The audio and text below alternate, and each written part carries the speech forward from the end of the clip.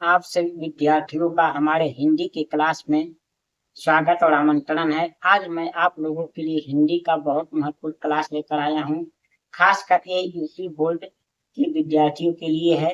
वैसे ये सभी विद्यार्थी कक्षा 6 से लेकर 12वीं तक और कोई प्रतियोगी परीक्षा की तैयारी करने वाले विद्यार्थी भी इस क्लास को देख सकते हैं।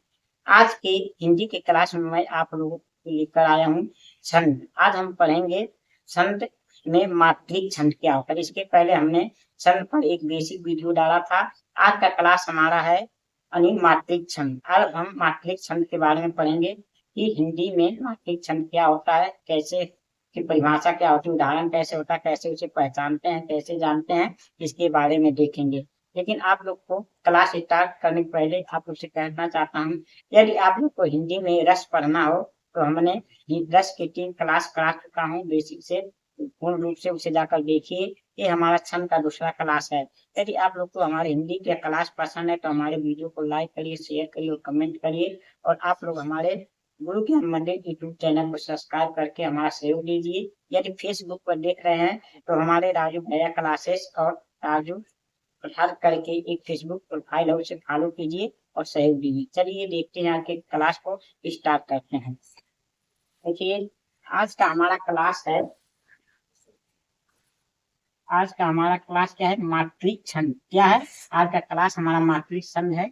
मात्रिक छंद किसे कहते हैं, इसकी परिभाषा पहले आपको पता होना चाहिए। इसकी परिभाषा देखिए हमने पहले से नोट बना दिया हूँ ताकि आप लोग को वीडियो कम समय लगे, कम समय में अधिक से अधिक चीज और ज्ञान हो, इसलिए पहले लिखना पड़ता है तो उसके बाद क्या करना पड़ता है। तो देखिए मात्रिक छंद जिन छंदों में केवल मात्राओं की गणना हो, जिन छंदों में केवल मात्राओं की गणना हो तो उन्हें मात्रिक छंद कहते हैं। आप याद रखिए, जिन छंदों में केवल मात्राओं की गणना हो यानी मात्राओं पर विशेष ध्यान दिया जाता है उसे मात्रिक छंद कहते हैं।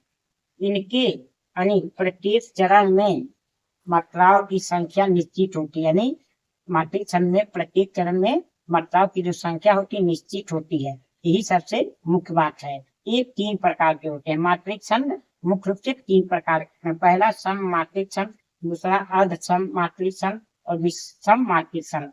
सम मात्रिक छंद का मतलब जिन छंद में मात्राओं की संख्या समान हो उसे सम मात्रिक छंद कहते हैं। अर्ध सम मात्रिक छंद मतलब जिस संख्याओं में आधे आधे आधे वाक्य के समान मात्राएं हो तो उसे अर्ध सम मात्रिक कहते हैं। और विषम मात्रिक छंद जिन्हें में कहीं मात्राएं हर पंक्ति में मात्राएं समान ना हो, अलग अलग हो तो इसे विषम मात्रिक छंद कहते हैं। तो देखिए हम पहले पढ़ते हैं सम मात्रिक छंद।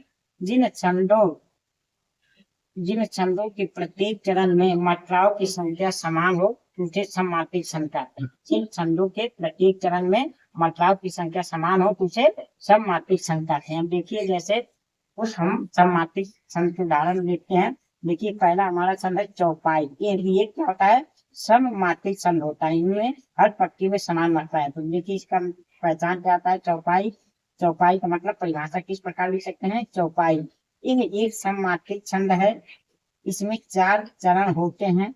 इसके प्रत्येक चरण में 16 मात्रा होती है। इसके प्रत्येक चरण में 4 चरण होते हैं, चारों चरण में 16 मात्रा होती है। देखिए जैसे जय हनुमान ज्ञान गुण सागर, जय कपीश तिहु लोक उजागर, राम दूत अतुलित बल धामा, अंजनी पूत पवन सुखान। ये हमारा चौपाई है यानी हनुमान चालीसा का चौपाई है। तो देखिए इसकी प्रत्येक पंक्ति में यदि मात्रा देखेंगे, मात्रा गिनेंगे तो 16 मात्राएं आएंगी। तो देखिए जहाँ खाली अक्षर हो या छोटी ई छोटा ऊ की मात्रा हो तो वहाँ लघु मात्रा लगता है यानी एक का, जिसे हम एक गिनते हैं, एक मात्रा लगता है। और जहाँ आ की मात्रा हो, बड़ा ऊ का, एक ऐ का, ओ का, ये सब मात्रा वहाँ यानी दीर्घ मात्रा लगता है यानी 2 जिसे गिनते। देखिए जैसे यहाँ क्या होगा, लघु का मात्रा ये लघु लघु, यहाँ भी लघु होगा, यहाँ भी लघु होगा, लेकिन यहाँ क्या होगा, गुरु होगा यानी गुरु गुरु होगा, यहाँ लघु होगा, यहाँ गुरु होगा, यहाँ लघु होगा, यहाँ लघु होगा, यहाँ लघु होगा, यहाँ पर गुरु होगा, यहाँ लघु होगा, यहाँ लघु होगा। यानी इसे आप एक भी गिन सकते हैं, इसे एक मात्रा कहते हैं, एक एक एक। ऐसे जो यश की तरह यानी गुरु होता है उसे दो गिनते हैं। तो देखिए 1 2 3 4, 4 2 6, 6 7, 7 2 9, 9 1 10 11 12, 12 14 2 16। यानी इसमें देखिए 16 मात्रा हो गई। ये सभी क्या है यानी चौपाई। अब देखिए सभी पंक्तियों में, सभी चरणों में 16 मात्रा है। देखिए तो एक एक 2 हो गया, 3 4 5 हो गया, 5 6 6 2 8 हो गया, 8 2 10 1 11 हो गया, 11 1 12 हो गया, 12 और 2 क्या हो गया 14 हो गया, 14 2 16। देखिए इसमें भी 16 है। देखिए यहाँ 2 1 3 3 2 5 5 1 6 7 8 9 10 हो गया, 11 12 12 और 4 यहाँ 16 मात्रा हो जाएगी। इसमें भी 16 है। यहाँ देखिए 1 2 3 3 2 5 5 1 6 6 3 9 9 2 11 11 11 और एक क्या होगा 12 और 12 चार क्या होगा 16। यानी देखिए हर पंक्ति में 16 मात्राएं हैं। इसलिए देखिए स्पष्टीकरण आप लिख सकते हैं। ऊपर काव्य के प्रत्येक चरण में 16 मात्राएं हैं, इसलिए ये क्या है चौपाई है। तो आप सभी में लगाएंगे तो 16 मात्राएं हुई। ऐसे आप लगा सकते हैं। देखिए एक एक एक एक एक एक नीचे लघु का मात्रा कहते हैं। यहाँ गुरु यानी 2, गुरु यानी 2 यानी एक लघु गुरु यानी 2 यानी एक लघु। तो इसमें भी 16 मात्राएं है, इसमें भी 16। इसी तरह देखिए लघु यानी यहाँ गुरु होगा, फिर यहाँ लघु, फिर यहाँ गुरु, फिर यहाँ लघु, फिर यहाँ लघु, फिर यहाँ लघु, यहाँ लघु, यहाँ लघु, यहाँ लघु, यहाँ लघु, फिर यहाँ दोनों पर गुरु। क्या होगा ये भी गिनेंगे तो आपका 16 मात्राएं होगा। यहाँ भी देखिए लघु लघु लघु यानी एक एक यानी गुरु यानी लघु लघु लघु लघु यानी एक एक यानी गुरु यानी 2 इसे गिनते हैं, लघु 1 यानी गुरु गुरु। तो देखिए ये भी गिनेंगे तो क्या होगा 16 मात्राएं। तो पंक्ति की हर पंक्ति में 16 मात्रा होती है चौपाई में। इसी हमारा पहचान है। इसकी परिभाषा आप याद रखेंगे कि चौपाई ये एक सम्मार्थित छंद है। इसमें 4 चरण होते हैं और इसके प्रत्येक चरण में 16 मात्राएं होती हैं। जैसे जय हनुमान ज्ञान गुण सागर, जय कपीर तिहुँ लोक उजागर, रामदूत अतुलित बल धामा, अंजनी पुत्र पवन सुतनामा। ये हमारा क्या है एक चौपाई है जिसकी प्रत्येक चरण में 16 मात्राएं हैं। हमने आपको लगा के दिया तो ये हमें आपको याद रखा। ये जो होता है खड़ी लाइन इसको हम लघु यानी एक गिनते हैं, और ये जो होता है ये वक्राकार रेखा यानी इसे हम गुरु कहते हैं, यानी इसे 2 गिनते हैं। तो आपको ये मात्राएं लगाने का चिन्ह आपको संकेत याद होना चाहिए। आप ध्यान रखिए ये हमारा लघु है, ये गुरु यानी इसे 1 गिनते हैं, इसे 2 गिनते हैं। इसे क्या गिनते हैं 1 गिनते हैं, इसे क्या गिनते हैं 2 गिनते हैं 2। तो इसे आपको ध्यान रखना होगा। अब देखिए हमारा दूसरा क्या है रोला। यह एक सममात्री छंद है, यानी हमारा रोला भी जो होता है वह सममात्री छंद होता है। तो ये एक सममात्री छंद है। इसमें 4 चरण होते हैं और प्रत्येक चरण में 24 मात्राएं होती हैं और 11-13 पर यट यानी थोड़ा विराम का ले सकते हैं 11-13 पे। तो इसमें 11-13 पर यट होती है। तो आप एक परिभाषा रखना चाहिए रोला भी हमारा एक सम्मात्री छंद है, लेकिन इसमें क्या होता है प्रत्येक चरण में 24 मात्रा होती है। हमारा चौपाई में क्या होता था प्रत्येक चरण में 16 मात्राएं, लेकिन रोला में हमारे प्रत्येक चरण में 24 मात्राएं होती हैं, जिसपे 11 और 13 मात्रा यट होती है, यानी 16 हम विराम ले सकते हैं। तो देखिए जैसे उदाहरण तब यानी यह एक सममात्रिक छंद है। इसमें 4 चरण होते हैं और प्रत्येक चरण में 24 मात्राएं होती हैं, 11-13 पर यति होती है। तो देखिए इसको उदाहरण को पापी पंचट प्राप्त सुनी, जम गन धावत, बनी बनी बामन वीर बढ़त, चौ चंद मचावत, पै टकी ताकी लोट त्रि पर ठगा के तट लावट, 9 2 11 होट 3 पौचही विसरावट। ये हमारा क्या है रोला है, जिसकी प्रत्येक पंक्ति में कितनी मात्राएं होंगी 24। तो देखिए ये हमारा क्या है यानी लघु होगा यानी 2, यहाँ क्या होगा गुरु यानी 1, यहाँ भी हमारा लघु होगा यानी 2, यहाँ अरे गुरु होगा 2, यहाँ लघु होगा 1, लघु होगा 1, यहाँ लघु होगा 1, यहाँ लघु होगा 1, यहाँ लघु होगा 1, यहाँ गुरु होगा 2, यहाँ लघु होगा 1, यहाँ लघु 1, यहाँ लघु 1, यहाँ सभी पर लघु लघु यानी एक एक मात्राएं होंगी, इस पे गुरु होगा यानी 2, इस पे लघु लघु 1। तो देखिए क्या 24 मात्राएं होना चाहिए। देखिए 2 3 2 5 5 2 7 8 9 10 10 2 11 10 2 12 1 13 14 15 16 17 18 19 19 20 21 22 23 23 2 3 3 2 5 6 7 8 9 10 10 2 12 13 14 15 16 17 18 19 20 21 22 23 23 हो गया। यानी एक मात्रा कहाँ लिखिए कम पड़ा है। को पापही पंचत्व प्राप्त सुनी जगमग धावत धावत। तो 3 3 6 6 2 8 8 2 10 10 3 13 13 2 15 15 4 19 19 20 3 23 हो रहा है। यानी देखिए यहाँ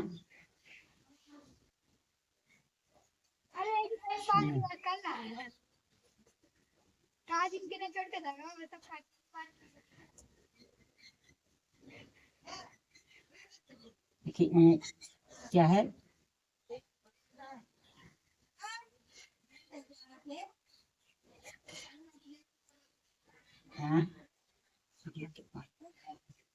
गलत हो सकता है। देखिए ये बड़ा हो सकता है, ये गलत हो सकता है। यहाँ गुरु लगेगा यानी ये 24 हो जाएगा। तो इसमें 24 मात्राएं होंगी। यानी यहाँ को पे छोटा ऊ ना होकर बड़ा ऊ दिया होगा इसमें, यानी गलत शब्द गया इसलिए यहाँ गुरु होगा। तो यहाँ 24 मात्राएं होंगी। ऐसे आप सभी में गिनेंगे तो 24 ही मात्राएं होंगी। यानी देखिए 1 1 2 3 4 4 2 6 2 8 2 10 10 11 12 13 14 14 यानी 2 16 16 2 यानी 18 18 19 19 2 21 23 24। देखिए 24 इसमें भी देखिए 2 3 4 4 2 6 2 8 8 2 10 11 11 12 12 13 13 14 14 2 16 16 2 18 18 2 20 20 और 4 24। देखिए इसमें भी 2 2 4 4 4 2 6 6 2 8 8 2 10 10 11 11 2 13 14 14 और 2 16 16 2 18 18 19 20 20 2 22 2 14। देखिए सब में 24 24 मात्राएं हैं। तो क्या स्पष्टीकरण आप इस प्रकार लिख सकते हैं। उपयुक्त में प्रत्येक चरण में 24 24 मात्राएं होने से रोला है। ऐसे इसकी आप व्याख्या कर सकते हैं। तो आप इस प्रकार से रोला को परिभाषा दे सकते हैं और रोला को उदाहरण लिख सकते हैं। अब देखिए हमारा तीसरा सम्मानित शब्द क्या है, हरिगीत का। देखिए हरिगीत का भी एक सम्मानित शब्द है।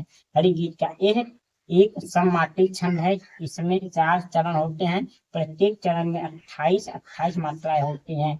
16 और 12 मात्राओं पर यति होती है। जैसे देखिए इसकी परिभाषा क्या हरिगीत का की, यह भी एक सम्मानित शब्द है। इसमें भी 4 चरण होते हैं। प्रत्येक चरण में 28 28 मात्राएं होती हैं और 16 और 12 मात्राओं पर यति होती है। जैसे खग विरिंद पर सोता है, अतः कल कल नहीं होता वहाँ, बस मंद मारुत का गमन ही मौन ही है होता जहाँ। इस भांति धीरे से परस्पर कह सजगता की कथा, यो दिखते हैं वृक्ष एहो विश्व के प्रहरी यथा। देखिए इसमें क्या होगा 28 मात्रा। देखिए 1 1 2 2 2 2 4 5 6 7 7 2 7 2 9 9 2 11 11 2 11 13 13 14 15 16 17 18 19 19 20 22 22 और 22 को 24 26 26 27 27 और 2 26 27 एक 28। यानी यहाँ 28। यानी देखिए प्रत्येक पट्टी में 28 मात्रा। यहाँ पे देखिए 1 2 3 4 4 2 6 6 2 6 2 8 2 10 10 11 12 13 13 2 15 15 2 17 18 18 2 20 20 2 22 22 4 22 4 26 26 27 एक 28। देखिए इसमें भी 28 यानी हर पक्ति में 28 मात्रा होंगी। देखिए 1 2 2 3 4 4 2 6 7 7 8 8 2 10 10 11 12 13 14 15 16 17 18 19 19 21 21 22 23 23 24 26 26 यानी 28 में भी होगा। तो देखिए सभी में 28 28 मात्राएं होंगी। तो देखिए स्पष्टीकरण उपयुक्त में प्रत्येक चरण में 28 28 मात्राएं होने से हरि बीज का छंद है। इस प्रकार हम परिभाषा लिख सकते हैं। अब चलिए देखते हैं हम अपने अगले छंद को, दूसरे प्रकार के छंद को देखते हैं। अर्ध सम मात्रिक छंद को देखते हैं। अर्ध सम मात्रिक अपने दूसरे छंद को चलिए देखते हैं। अपने दूसरे छंद अर्ध सम मात्रिक छंद। अर्ध सम मात्रिक छंद किसे कहते हैं? जिन छंदों के 4 चरणों में से 2-2 चरणों में समान मात्राएं दिए हों तो उन्हें अर्ध सम मात्रिक छंद कहते हैं। देखिए जैसे पहला दोहा। दोहा यह एक अर्ध सम मात्रिक छंद है। इसमें 4 चरण होते हैं। इसके पहले और तीसरे चरण में 13-13 तथा दूसरे और चौथे में 11-11 मात्राएं होती है। यही परिभाषा आपको निकालना है दोहे के। इसमें यह एक अर्ध सम मात्रिक छंद है। इसमें 4 चरण होते हैं। इसके पहले और तीसरे चरण में 13-13 और दूसरे और चौथे चरण में 11-11 मात्राएं होती हैं। जैसे लसत मंजू मुनि मंडली मध्यशीय रघु चंदू ज्ञान सभा जनु तनु धरे भगति सचिदा नंदू। इस प्रकार देखिए इसमें पहले का होगा 13 1 2 3 3 2 5 6 7 8 8 2 10 10 1 11 2 13। देखिए इसमें 2 1 3 2 5 1 6 1 7 1 8 8 2 10 1 11। तो देखिए अब इसमें क्या होगा? इसमें 13 होगा 2 3 4 4 2 6 7 8 9 10 11 2 13। उसे देखिए 1 2 3 4 2 6 6 2 8 8 2 10 10 11। देखिए पहले चरण में और तीसरे चरण में 13-13 और दूसरे और चौथे में 11-11 मात्रा है। इसलिए क्या है? दोहा। स्पष्टीकरण उपयुक्त में पहले और तीसरे चरण में 13-13 और दूसरे और चौथे में 11-11 मात्रा होने से दोहा है। अब देखिए हमारा दूसरा क्या है? दूसरा सोरठा है। यह एक अर्ध सम मात्रिक छंद है। इसमें 4 चरण होते हैं। यह दोहा का उल्टा होता है। सोरठा क्या होता है? सोरठा दोहा का उल्टा होता है। जो दोहा का उल्टा है उसे सोरठा कहते हैं। इसके पहले और तीसरे चरण में 11-11। देखिए इसके पहले और तीसरे में 13-13 था। इसके पहले और इसमें 11-11 तथा दूसरे और चौथे में 13-13 मात्रा है, क्योंकि ये दोहा का उल्टा है। तो इसकी दोनों परिभाषा आप याद रखिए।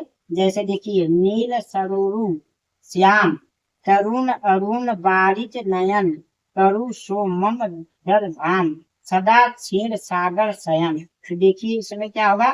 देखिए 2 2 1 3 4 4 1 2 6 6 1 7 1 8 8 2 10 10 1 11। देखिए इसमें 11 होगा और इसमें 13। देखिए हम गिन दे रहे हैं वैसे 1 2 3 4 5 6 6 2 क्या होगा? 6 2 8 2 10 10 11 12 13। अब इसमें देखिए 11 होगा, इसमें 13 होगा। तो ऐसे हमारा होगा। तो इसे आप याद रखिए। मात्रा क्या लगाते हैं?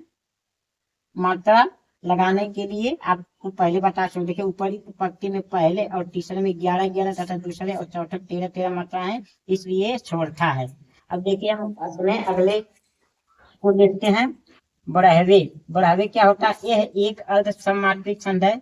इसमें 4 चरण होते हैं। पहले और तीसरे चरण में 12-12 तथा दूसरे और चौथे में 7-7 मात्राएं होती हैं। बढ़ावे का आप याद रखेंगे।